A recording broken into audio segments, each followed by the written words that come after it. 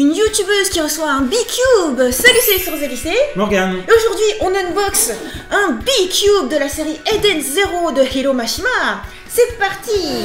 Alors, Eden Zero, le premier tome paraît en France le 10 octobre, même pas un mois après la sortie japonaise. C'est énorme. Ah, et c'est dur à ouvrir un B-Cube.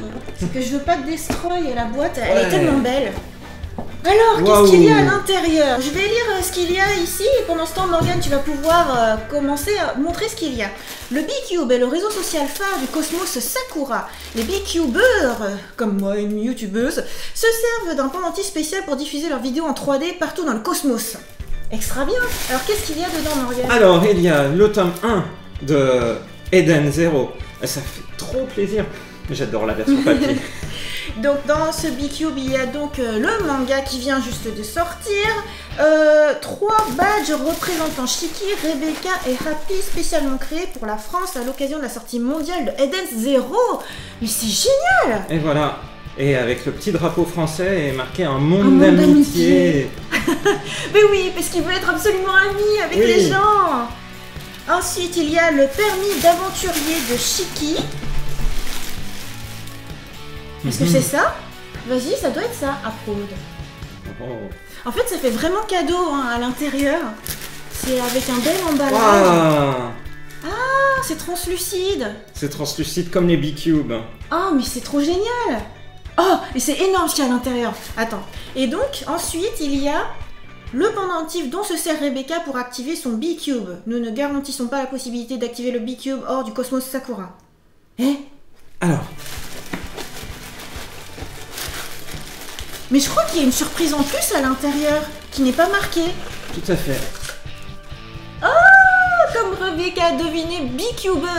À la fin de la vidéo, il y aura des infos supplémentaires. On pourrait se dire, ah ouais, ça va être comme dans Fairy Tail, comme dans Rave, ça va encore être une série d'Heroic Fantasy. Eh bien, mon avis, c'est que c'est super actuel grâce à ça justement. T'as le monde réel comme nous là, des youtubeurs, avec des B-Cubers, et avec ça en fait, comme c'est dans l'espace, ça dépasse le monde de l'Heroic Fantasy encore. C'est génial. Ah mais c'est trop bien, mais du coup je vais le porter. Justement, je n'avais pas mis de collier. Ouais, c'est super adapté. Bon alors, pendant que je mets mon collier de B-Cubeuse, Morgane, il y a l'ultime surprise. L'ultime surprise, l'ultime surprise. Génial! Alors ça c'est un beau t-shirt Eden Zero! Justement! On n'a pas de t-shirt Fairy Tail ou quelque chose comme ça, je me disais, oh c'est dommage, on a carrément le t-shirt! Le t-shirt avec les 3 personnages principaux, Shiki, Rebecca et Happy! Tada! Tada! Et voilà! On est tout habillé et la boîte est vide! Voilà! Et c'est super customisé, même jusqu'à l'intérieur, quoi. On voit le dragon. Je vais vous montrer aussi l'extérieur plus en détail. Super belles illustrations, n'est-ce pas? Ouais, elles sont très réussies, grand format, avec on voit tout le trait de Hiro Mashima, j'adore. Ouais, et du coup on va faire plein d'images sur Instagram. Et donc ce qu'il y a écrit, bienvenue dans le cosmos Sakura, Rebecca, jeune B-Cubeuse en quête de millions de vues sur sa chaîne, et Happy son chat bleu. Vous remarquerez que Happy c'est le même que dans Fairy Tail. Débarque sur l'île de Granbell, réputée pour son gigantesque parc d'attractions géré uniquement par des robots super originales. Il rencontre toutefois un humain seul sur l'île, Shiki, un jeune garçon, un brin sauvage qui rêve d'autres horizons. C'est alors que les employés mécaniques se montrent menaçants à l'égard des humains. Voici le début d'une aventure extraordinaire où un destin hors du commun décidera du sort de l'univers. Info subsidiaire donc sur ce nouveau manga.